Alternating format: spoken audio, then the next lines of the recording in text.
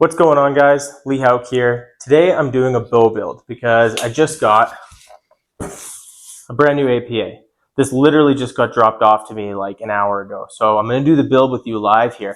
And I'm going to do it a little bit differently than I've done builds in the past.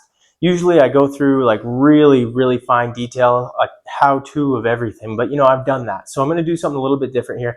I'm just going to build it live. I'm going to set the camera up to follow me around.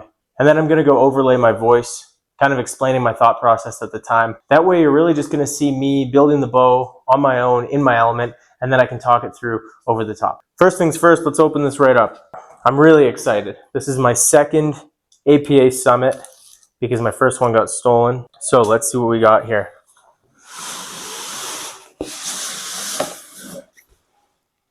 Here we go. First of all, love the case. That's awesome. Let's get into it here. It's a great way to ship a bow, actually. Here we go.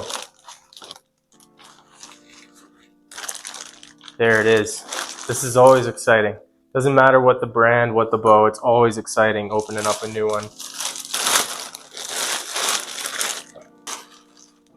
There we go. That's awesome.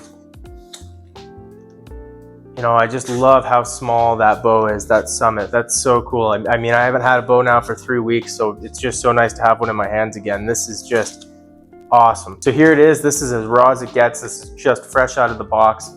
I'm going to turn off my microphone here and I'm just going to start building this thing with you guys. So I thought this video would be a cool way to give you insight into my bow building process when I'm doing it for myself. You're going to see that there's definitely some corner cutting, I could say, but it's not really that. It's just that I've done this so many times. I've built now 6 APAs for myself and many for others. So there's just things about these bows that I know how to do really quickly, and it might seem like corner cutting at the time, but you'll see the result in the end when I paper tune. I'll explain my way through everything here. So just unwrapping it here, APA does a great job at packing the bows and making sure nothing gets damaged.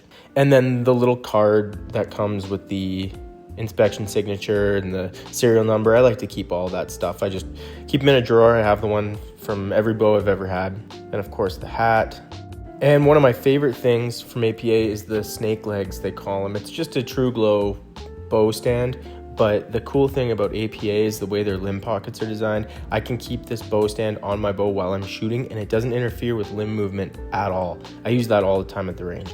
So here it is before I've done anything to it. You can see the rubberized finish on it. They call it the soft touch armor. They also were really cool and did my custom string color, the electric blue, for me.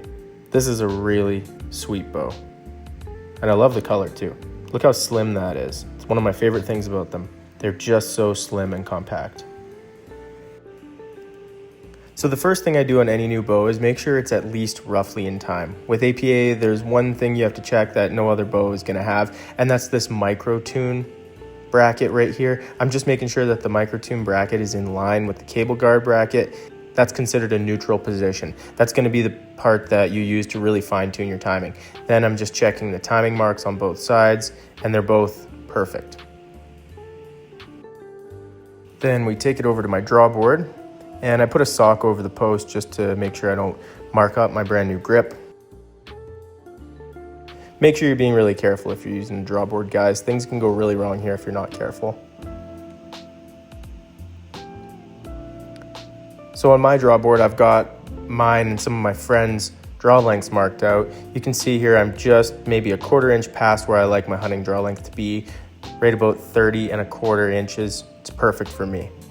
So we'll let it down and continue on with the build. So now what I'm gonna do is get my bow in the vise here and get my arrow rest roughly mounted. This is totally rough, not the final setup at all. I'm using this ripcord arrow rest with the Integrate mounting system.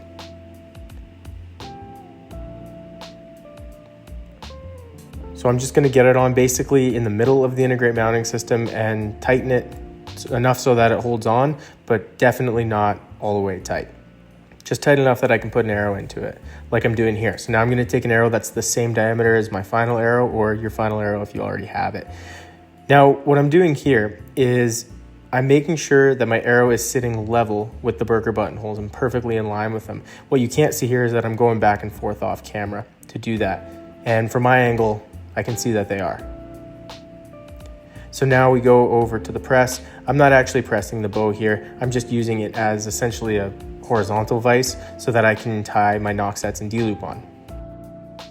I make sure that I put my own nock sets and D-loop on and get my arrow rest level set before I do the final timing of the bow. Before, all we did was a rough timing. Now I do the nock sets and D-loop, and then we'll do a proper timing after.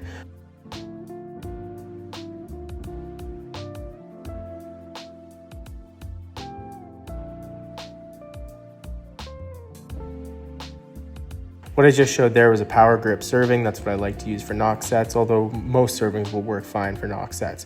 To find this nocking position, all I'm doing is putting an arrow on the string and then looking down alongside the arrow and where it crosses over the rest to make sure that it is in line with the burger button hole. Now, you're gonna think, why did I cut the last D-loop off? Because the one that comes from the factory doesn't have nock sets. It's really important for me to have nock sets. I have all this stuff really, really clearly detailed in my bow build series, which I'll link in the description of this video if you wanna check out any individual part. So I start with the nock set above the nock and then do the one below. Here's a better close-up for the second nock set. I leave a little bit of a space so that at full draw, the nock doesn't get pinched.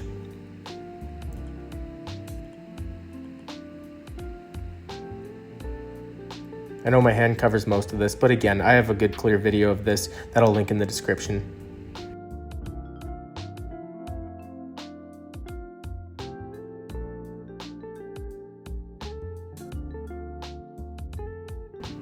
And then I finish it up with just a couple of dots of super glue. Very, very small amount that I rub around the entire nock set with my finger.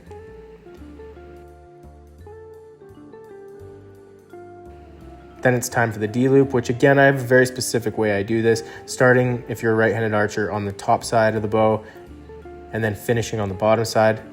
Again, detailed video link for that in the description.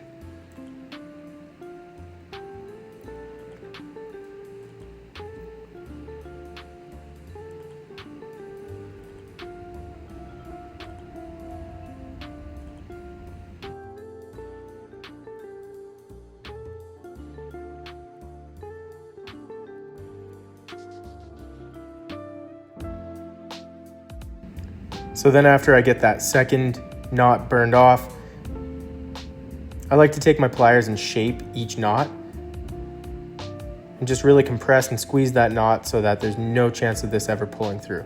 After I do that, I cinch it tight.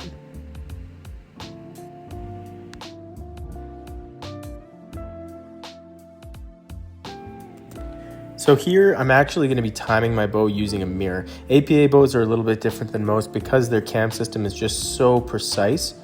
The way you want to time these is in your hand.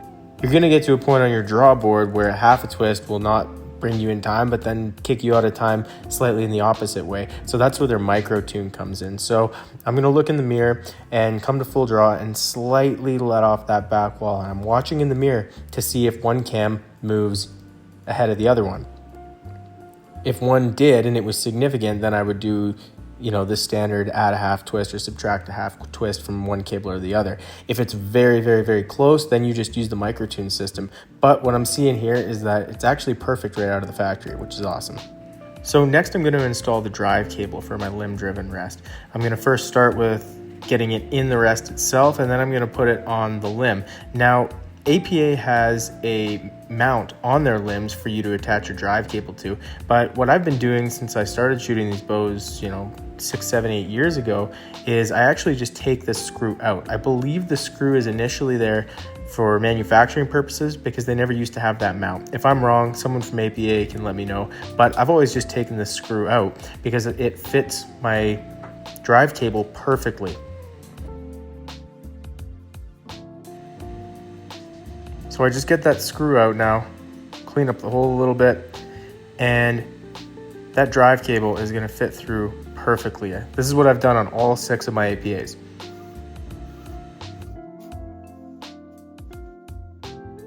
So I just tie a knot, tighten it up by pulling it against the limb, and then I'll burn off the end.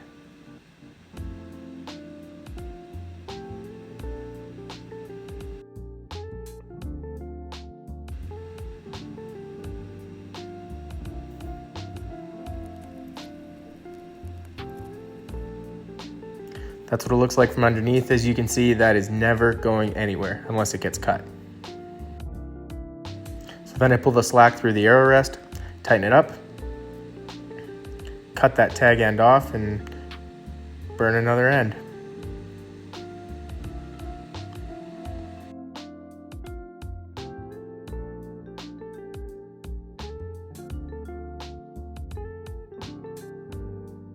Now I'm just going to test and make sure that it actually functions, that it goes down when I pull back and goes back up, and that I didn't get something wrong, and it's all good.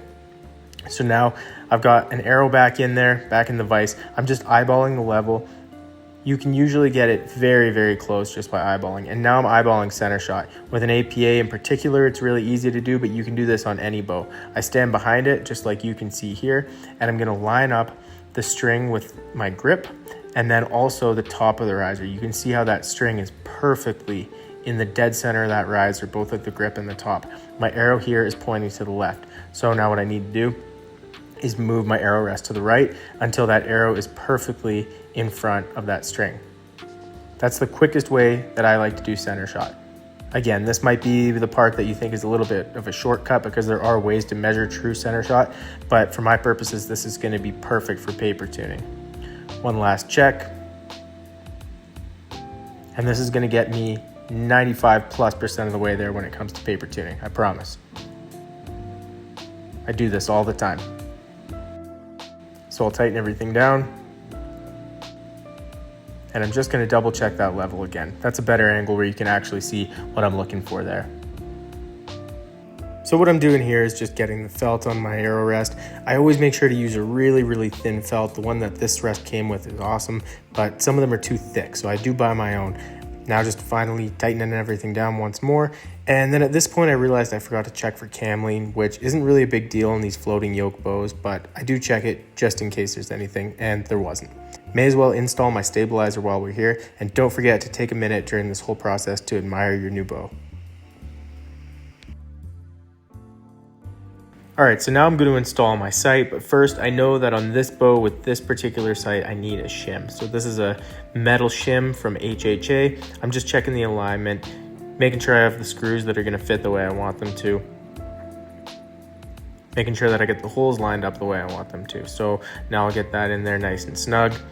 Put the sight on, just a quick dry fit to make sure that it all fits nice and flush the way I need it to, and get it on there pretty tight.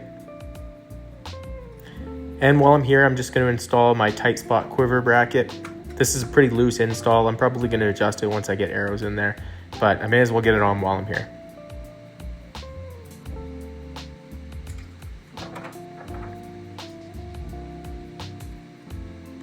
Just going to snug everything up, do a once over on everything, and now I'm going to do a rough level. This sight has already been leveled on the bow it was on previously, so I'm pretty sure it's good, but I'm gonna check just to make sure my mounting was flush. So I find a few level spots on the bow, and I'm just tracking how that bubble on the sight lines up with the bubble in my hand that's up against the bow. It's all good, no adjustments needed, but sometimes there is. Now I'm just going to take a few shots, and using the little string that separates the two halves of my string, I'm going to move it up and down a little bit until I can roughly tell where my peep's going to need to be. This is going to help me in the next step when I go to put my peep in. I'll basically already have it 90% of the way there. Now it's time to install the peep. I'm going to use APA's cam lock system. Basically, APA bows have a bow press built into them. All it is this little titanium pin. I can press the string or either cable. Here I'm just slightly pressing the string, but I can do a full press or string change if I need. So I just press it enough so that I can get my string separator in there, and now I'm gonna get my peep in there. The position is rough at this point, but it'll be close. Now I'm gonna draw and not shoot because my peep will fly out, but I'm just gonna keep checking for that peep level and make sure I get it perfect, regardless of alignment. As long as I can tell it's in the right spot, it's good to go and good to be tied in. So I'm just gonna put my bow back in the press to use it basically as a horizontal vise. Again, I'm not pressing it. Using some electric blue 3D serving and looking around for something, which is what I feel I spend about half the time in my shop doing. There it is. Lose my lighter a lot. Now I skip through the actual peep tie pretty quickly here, but I use Levi Morgan's method. I have a full video on how to do that. Again, link in the description. There's a million ways to tie a peep. I've used Levi's method for a long time. Works really good. Huge pain to cut out, which is actually a good thing. It means it's tied in well. And one thing I did after that I forgot to film was my peep alignment. Basically just making sure that my peep is square, and when I draw it, it's in the right position. Again, I have a video on this. I'll link in the description. Just one small step that I forgot to add here. Sorry about that. All right, this is the part of the video that I'm sure at least one person's gonna get really mad at me about in the comments. I'm paper tuning, crossing off my old holes so I can read the new ones really clean. Very simple setup. There's a hole in that cardboard box, so I'm not just shooting through cardboard. I'm taking really clean shots here, perfect hand form, good release. If I don't like a shot, I'm gonna disregard it like you're gonna see me do on the second one here. This is all I do, and to jump ahead, because I'm recording my audio well after this video has been done, I took my bow out after paper tuning and it was shooting broadheads perfectly. No adjustments necessary, right out to 100 yards, which is where my sight maxed out. I did that within 2 days of shooting, so that was awesome. This method works.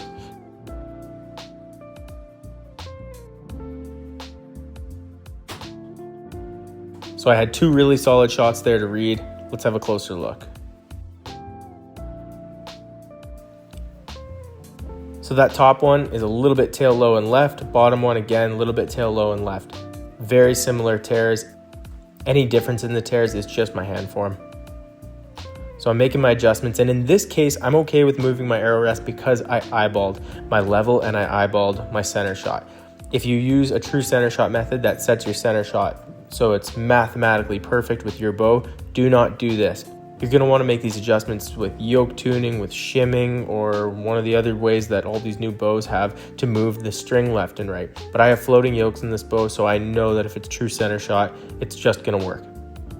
That small adjustment is just something I couldn't see when I was eyeballing my center shot. It was a really small adjustment I made here. A couple more good shots, let's see what happens.